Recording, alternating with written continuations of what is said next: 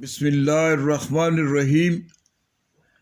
قائد اعظم کی نجی زندگی پر ڈاکٹر سعد خان کی مستند تصنیف۔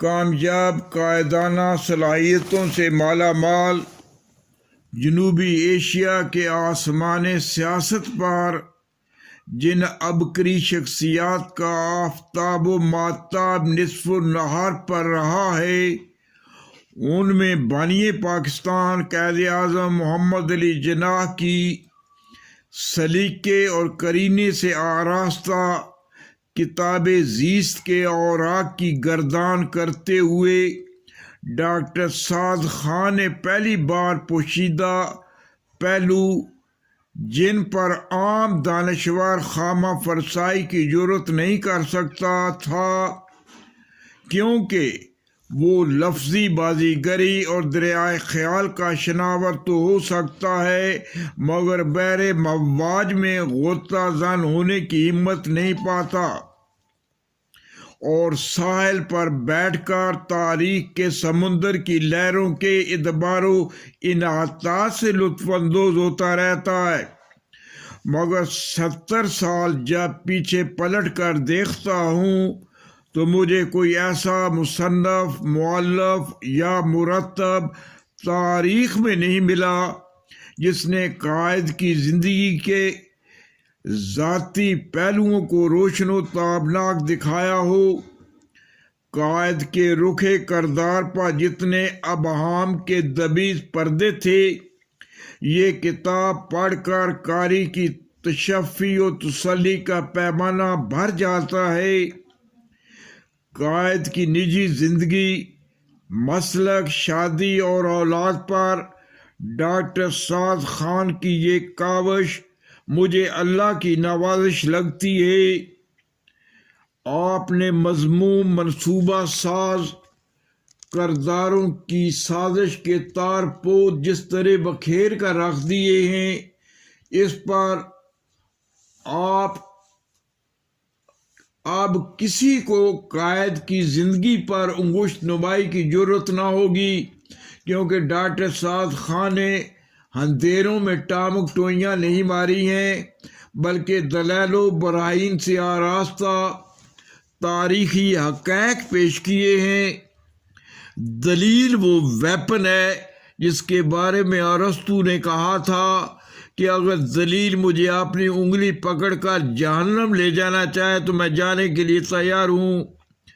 میں نے اب تک قائد کی زندگی کے بارے میں تاریخ کی جتنی برگردانی کی ہے، مجھے مفروضوں پر مبنی بہت سا مواد ہاتھ لگا ہے، مگر ڈاکٹر سعد خان نے جو تحقیق و جستجو کے سمندر کے بہت بڑے غواص ہیں، آپ نے انمول موتیوں کی مالا ہمارے گلے میں ڈال دی ہے۔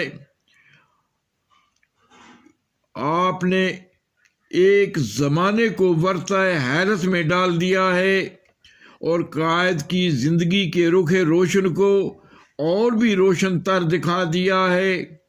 گویا ڈاکٹر سعد خان نے فوٹوگرافری کی ہے، مصوری نہیں کی، کیونکہ مصور افریقہ کی کالی کلوٹی خاتون کو امریکہ کی حسینہ عالم ظاہر کر سکتا ہے، مگر فوٹوگرافر کے بس کی یہ بات نہیں ہے۔ وہ کیمرے کی آنکھ سے دیکھتا ہے اور اپنی طرف سے تصویر کا میک اپ نہیں کرتا، جو دیکھتا ہے وہ بیان کرتا ہے یا لکھ دیتا ہے۔ ڈاکٹر سعد خان کا قلم ایک مورخ کا قلم ہے، اور مورخ کبھی بھی عقیدتوں کے تاج محل تعمیر نہیں کرتا، وہ حقائق کی ٹھوس اور سنگلاخ چٹانوں کو بھی جنم دیتا ہے۔